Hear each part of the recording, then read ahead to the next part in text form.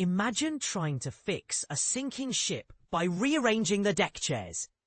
That's how some scientists view the latest polar geoengineering proposals. Old ideas like underwater curtains and reflective glass beads are being slammed as not just impractical, but potentially catastrophic for our planet's fragile polar regions.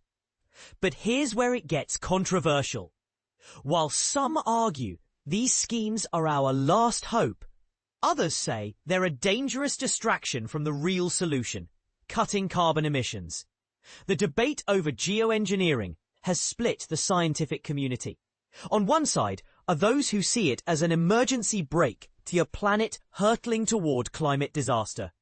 With carbon emissions still soaring despite decades of warnings, proponents argue we need every tool at our disposal. But a new analysis in Frontiers in Science paints a starkly different picture. Led by Professor Martin Seagate of the University of Exeter, the study dismisses polar geoengineering proposals as unimaginably expensive and riddled with flaws that no amount of research can fix. These schemes, the authors argue, treat only the symptoms of the climate crisis, not its root cause, our relentless burning of fossil fuels. And this is the part most people miss. Even if these ideas worked, they'd require a scale of effort that's almost unimaginable. Take, for example, the proposal to scatter glass beads across Arctic ice to reflect sunlight. While it sounds clever, Professor Stephen Chown of Monash University points out the beads could poison wildlife and disrupt ecosystems like krill populations. Or consider the plan to pump seawater onto Arctic ice to thicken it.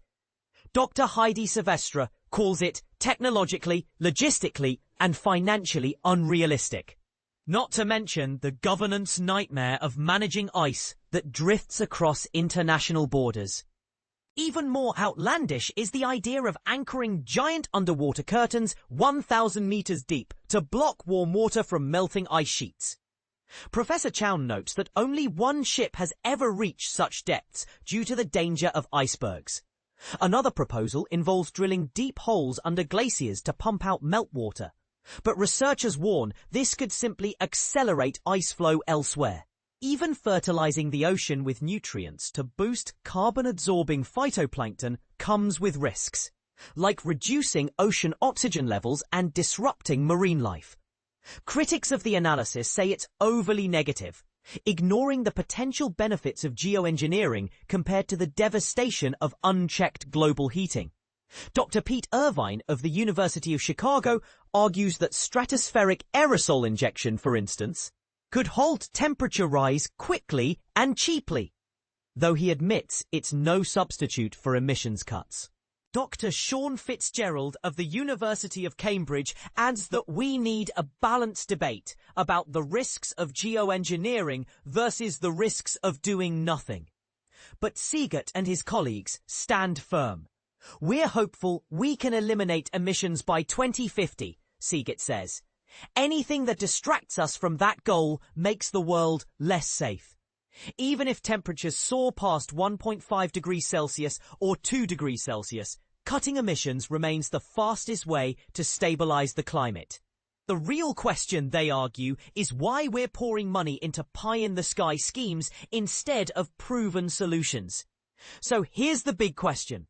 Are geoengineering proposals a lifeline for a dying planet, or a dangerous detour from the hard work of decarbonization? Let us know what you think in the comments. This debate is far from over.